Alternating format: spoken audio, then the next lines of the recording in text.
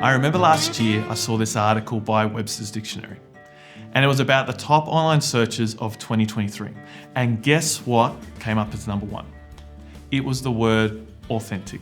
The online dictionary said that it had been one of the highest search words for several years, but 2023 saw a huge increase thanks to stories about AI, celebrity culture, identity, politics, fake news, war reports, and social media. It seems now, more than ever, when we're on Facebook or news.com or BBC or whatever, or however you get your news, you're starting to think, is this even real? What is real anymore? It feels like everything is starting to get distorted and the lines are blurred. Yeah, there's always been a hunger in everyone to find the truth, and it's becoming more and more obvious. People just don't want a life that's covered in filters or AI to make it look good. They want the real thing.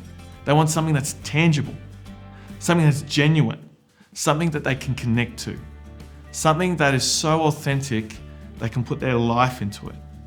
What people want is an unconditional love that no words can express. What people want is to be truly seen for who they are, not who they should be. What people want is something that will change their life, not just a fleeting moment. Or to put it simple, they need Jesus and his authentic love. The problem is, society and people are becoming less authentic, more artificial with their love and attitudes towards people. And this is even starting to happen in the church. And the data is showing us people are searching for the truth. They are looking for Jesus. And this is the question: how do we authentically love people the way Jesus did?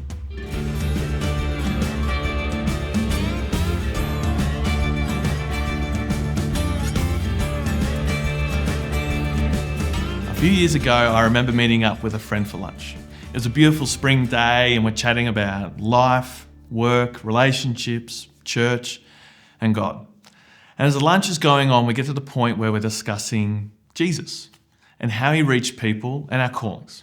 We're just talking about how Jesus loved people and how he always lived on the edge. Now my friend, he's pouring out his heart and he's talking to me about his calling, how he wants to help young men with mentoring and leadership and teaching and preaching and all those things, which are all great.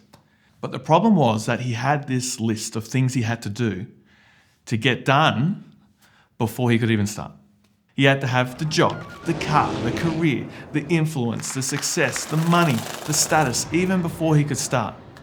Now, when we treat loving people with a checklist mentality and things don't go to plan, which they never do, people go further and further down the list. And it never happens. The thing is, people shouldn't even be on the list. Love is not something we are or we're not. It's something we become when we are authentic with Jesus first. Romans 12:9 says this: don't just pretend to love others, really love them. Hate what is wrong, hold tightly to what is good. Love each other with genuine affection and take delight in honoring each other. Now, can I tell you about my friend? His plans blew up. They blew up big time. The best laid plans always do. And he's okay. He's doing okay. He's actually never been better, because in all that mess, he found Jesus and his life has never been the same. And now he's doing all those things he was called to do in his church. This is the thing. Loving people the way Jesus did means living a life of consistent interruptions, which is okay. It's more than okay. It's actually an awesome way to live. You just got to let go of the balloon, because you can't schedule a time to authentically love people. You just do it. I feel sometimes that we have different versions of what loving people looks like to compare to Jesus. There are times where our actions or words don't match the intention we have behind them. We like to dress this up as tough love, where a lesson needs to be learnt or some sense needs to be driven into someone. And we're the people to do it. You need to go get a class at Reality Check Tech. We love to fix people and tell them who they should be. And to be honest, we can be quite mean to people under the banner of tough love. Ephesians 4:29 says this: watch your talk. No bad words should come out of your mouth. Say what is good. Your words should help others grow as Christians. Proverbs 18:21 says this, words kill, words give life. They either poison or fruit. You choose. When Grace and I got engaged, we went around to a family member's house the next day to celebrate.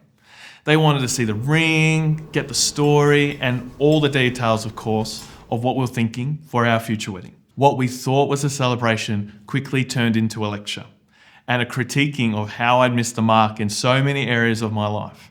And if I was going to marry and make a proper wife out of Grace, I needed to change then and there. I needed to earn so much more money. I needed to buy a house before the wedding.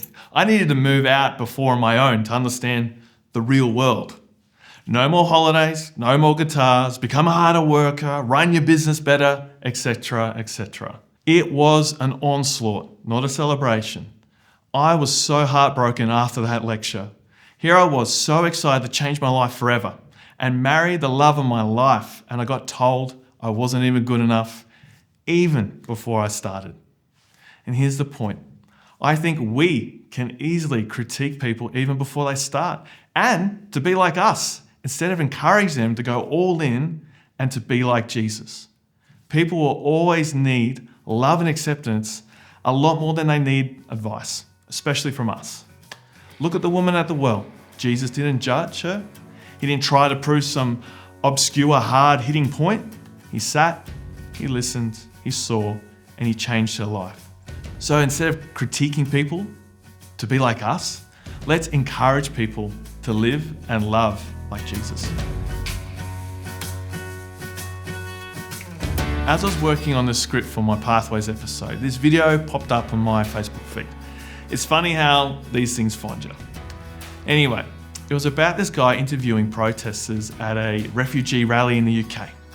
They're protesting to the UK government that they should take in all these Syrian refugees and provide them housing, which is a good notion in theory, but difficult.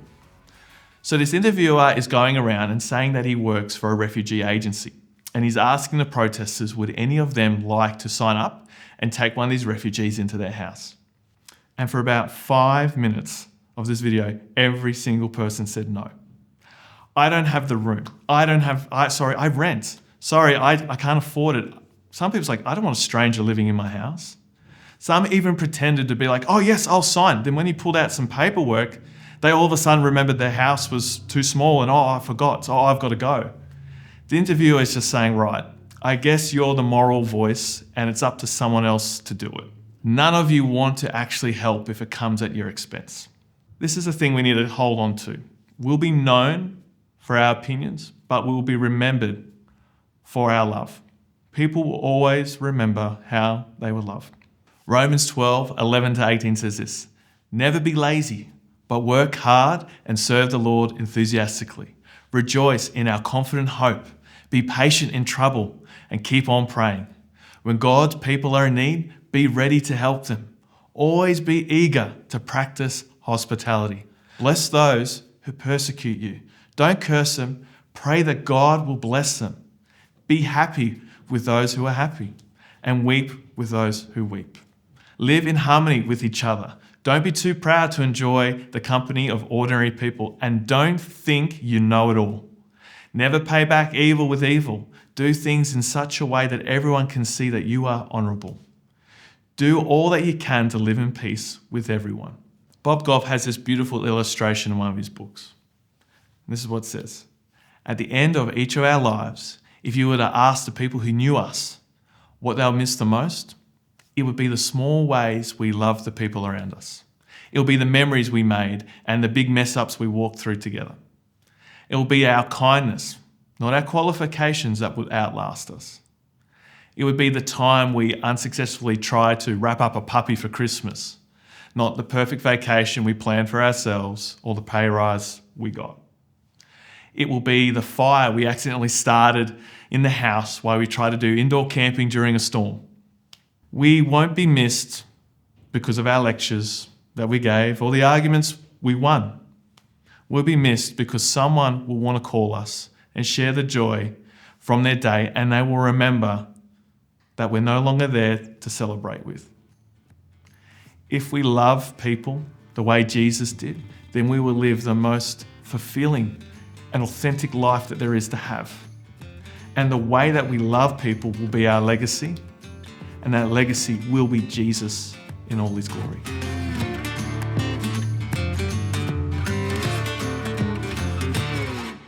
In your groups, discuss these following questions. Question 1. What conditions do we put on unconditional love? Question 2. Authentic love builds up and encourages others. Spend some time verbalising encouragement in your group. Question 3. Our legacy should be the love we have for others.